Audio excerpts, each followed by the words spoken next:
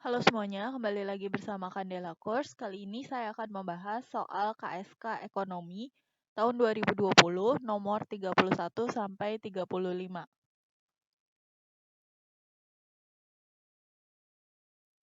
Nomor 31, alasan pemerintah memilih membangun infrastruktur sebagai prioritas anggaran adalah berikut ini. 1. Infrastruktur merupakan syarat bagi pembangunan Indonesia yang sangat dibutuhkan masyarakat, mengingat Indonesia merupakan negara berkembang yang setiap potensi bangsa tersebar di masing-masing daerah terpencil. Infrastruktur menjadi benang merah yang menghubungkan setiap potensi provinsi agar menjadi nilai yang menjual. Nomor 2, infrastruktur merupakan prasyarat bagi pembangunan Indonesia yang sangat dibutuhkan mengingat Indonesia merupakan negara kepulauan yang setiap potensi bangsa tersebar di masing-masing pulau tersebut. Infrastruktur konektivitas akan menghubungkan setiap potensi bangsa itu agar menjadi nilai tambah. Yang ketiga, infrastruktur konektivitas ditambah dengan infrastruktur energi yang merata akan meningkatkan produktivitas bangsa, selain akan menurunkan biaya logistik antar wilayah, juga akan memeratakan proses industrialisasi dan penyebaran aktivitas ekonomi di seluruh wilayah Indonesia sesuai dengan potensi masing-masing wilayah. Aktivitas ekonomi menjadi tumbuh dan berkembang karena tidak hanya terkonsentrasi di wilayah Jawa. Yang keempat, infrastruktur fisik atau konektivitas dan energi, dan kemudian dilengkapi dengan infrastruktur sosial yaitu pendidikan, kesehatan, dan kebudayaan, maka akan memperkokoh jalinan antar berbagai-bagai suku bangsa di berbagai kepulauan di Nusantara menjadi mozaik indah Negara Kesatuan Republik Indonesia. Yang kelima, infrastruktur merupakan prasyarat utama bagi pembangunan Indonesia yang sangat dibutuhkan mengingat Indonesia merupakan negara agraris yang setiap potensi bangsa tersebar di hampir semua provinsi. Infrastruktur menjadi alat satu-satunya yang menghubungkan setiap potensi bangsa itu agar menjadi nilai ekonomis. Berdasarkan pernyataan tersebut, yang merupakan alasan pemerintah mengutamakan pembangunan infrastruktur sebagai prioritas anggaran adalah nomor, ini pilihannya, dan yang betul adalah yang C, 2, 3, dan 4. Yang kedua, infrastruktur merupakan prasyarat bagi pembangunan Indonesia yang sangat dibutuhkan mengingat Indonesia merupakan negara kepulauan yang setiap potensi bangsa tersebar di masing-masing pulau tersebut. Infrastruktur konektivitas akan menghubungkan setiap potensi bangsa itu menjadi nilai tambah. Kenapa yang satu enggak? Karena yang satu ini disebutnya mengingat Indonesia merupakan negara berkembang yang setiap potensi bangsa tersebar di masing-masing daerah terpencil. Tidak ya, tapi di semua daerah, di masing-masing pulau gitu ya. Jadi nomor 1 kurang tepat. Kemudian nomor 3, ini benar juga. Infrastruktur konektivitas ditambah dengan infrastruktur energi yang merata akan meningkatkan produktivitas bangsa selain akan menurunkan biaya logistik antar wilayah. Ya, jadi kalau ada infrastruktur konektivitas pasti biaya logistiknya lebih murah gitu ya. Juga akan memeratakan proses industrialisasi dan penyebaran aktivitas ekonomi di seluruh wilayah Indonesia. Kenapa memeratakan proses industrialisasi? Karena kita mau bikin industri dimanapun, kalau infrastruktur konektivitasnya baik, infrastruktur energinya baik, ya di mana saja nggak jadi masalah. Nggak seperti sekarang yang terkonsentrasi di Pulau Jawa saja, karena pertimbangan infrastrukturnya yang sudah memenuhi gitu ya. Tapi kalau semua infrastruktur konektivitas dan energinya sudah merata, ya mau dimanapun proses industrialisasi tidak menjadi masalah gitu. Yang keempat, infrastruktur fisik, konektivitas dan energi, dan kemudian dilengkapi dengan infrastruktur sosial, yaitu pendidikan, kesehatan, dan kebudayaan, maka akan memperkokoh jalinan antar berbagai-bagai suku bangsa di berbagai kepulauan di Nusantara menjadi mozaik indah Negara Kesatuan Republik Indonesia. Ini betul juga ya. Kemudian nomor 5, kenapa kurang tepat? Di sini disebutkan infrastruktur merupakan prasyarat utama bagi pembangunan Indonesia yang sangat dibutuhkan mengingat Indonesia adalah negara agraris yang setiap potensi bangsa tersebar di hampir semua provinsi. Infrastruktur menjadi alat satu-satunya yang menghubungkan setiap potensi bangsa itu agar menjadi nilai ekonomis. Nah, ini kurang tepatnya adalah alat satu-satunya. Tapi padahal tidak hanya infrastruktur yang menghubungkan setiap potensi bangsa menjadi nilai yang ekonomis gitu ya. Jadi jawaban yang paling tepat adalah yang nomor 2, 3, dan 4. Nomor 32, data APBN 2017 dan 2018 sebagai berikut.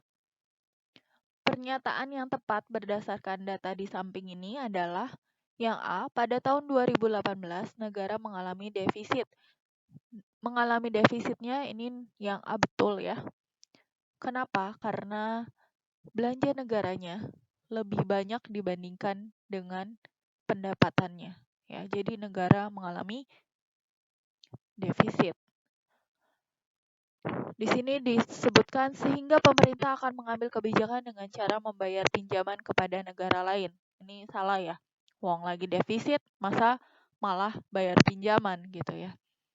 Yang B, anggaran negara mengalami surplus, ini salah, sehingga pemerintah akan mengambil kebijakan dengan cara menjual aset atau kekayaan negara, salah ya.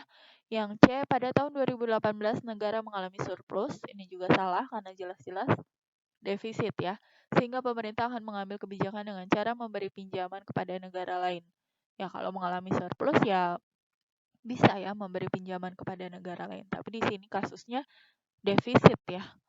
Yang D, pada tahun 2018, negara mengalami defisit, sehingga pemerintah akan mengambil kebijakan membeli kembali surat utang milik negara. Ini salah ya, karena boro-boro mau membeli kembali ya, orang lagi defisit gitu ya. Kemudian yang E, anggaran negara pada tahun 2018 mengalami defisit, betul, sehingga pemerintah akan mengambil kebijakan dengan salah satu cara menambah utang negara. Ya, lagi defisit, pemerintah mengambil kebijakan menambah utang negara. Ini jawaban yang benar.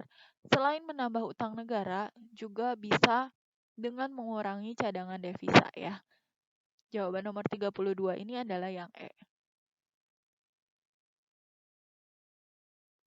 Kemudian nomor 33, Tiara bekerja pada PT ABC dengan memperoleh gaji sebulan 10 juta dengan biaya jabatan 5% dan membayar iuran pensiun sebesar 50.000 per bulan.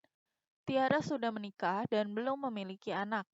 Penghasilan tidak kena pajak tahun 2018 adalah sebagai berikut. Ini wajib pajak pribadinya 54 juta, kemudian kawin 4.500.000 dan anak maksimal 3 adalah 4.500.000 per anak. Jumlah PPh 21 yang harus dibayarkan Tiara per tahun adalah yang A 2.235.000, B 2.500.000, C 4 juta, D 4.375.000 atau yang E 64.900.000. Nah, tadi gaji Tiara adalah 10 juta, kemudian ada pengurangan biaya jabatan yaitu 5% dikalikan dengan 10 juta jadinya 500.000 dan juga pengurangan iuran pensiun 50.000 gitu ya. Jadi penghasilan neto sebulannya adalah 10 juta dikurangi 500.000 dikurangi 50.000 adalah 9.450.000. Penghasilan neto setahunnya berarti kita kalikan 12. 12 kali 9.450.000 adalah 113.400.000.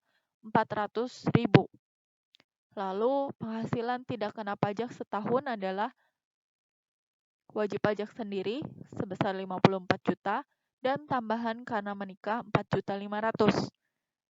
Jadi penghasilan kena pajak setahunnya adalah 54.900.000. Ya, 113.400.000 dikurangi 54 juta dikurangi lagi 4.500.000. Jadi PPh pasal 21 terutangnya adalah 5% dikalikan dengan 50 juta yaitu 2.500.000 dan sisanya ini kan 54.900.000 ya, berarti sisanya 4.900.000 dikalikan dengan 15% yaitu 735.000. Jadi PPh pasal 21 terutangnya adalah 2.500.000 ditambah 735.000 Ini adalah 3.235.000 ya. Di sini jawabannya tidak ada ya. Harusnya 3.235.000. Nomor 34. Di bawah ini analisis manakah yang benar jika terjadi peningkatan impor yang melebihi peningkatan ekspor?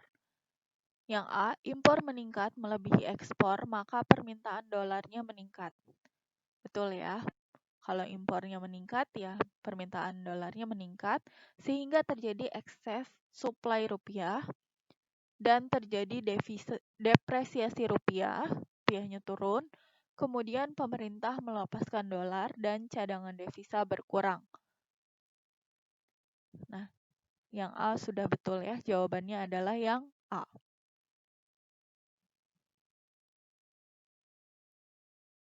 Nomor 35, kebijakan subsidi ekspor diterapkan oleh pemerintah pada saat A. Harga di pasar domestik naik tidak terkendali. B. Negara sedang bersaing memperebutkan pangsa pasar global dengan negara lain. C. Produsen dalam negeri terancam oleh investor dari luar. D. Harga di pasar internasional naik tidak terkendali. Atau yang E. Industri dalam negeri baru tumbuh. Jawaban yang betul untuk kebijakan subsidi ekspor adalah negara sedang bersaing memperebutkan pangsa pasar global dengan negara lain. Oke, sekian dulu untuk video kali ini. Sampai bertemu di video selanjutnya. Thank you for watching. Jangan lupa untuk like, share, komen, dan subscribe. Follow Instagram kita di @candelacourse dan Facebook kita di Candela Course Cikarang. Semangat!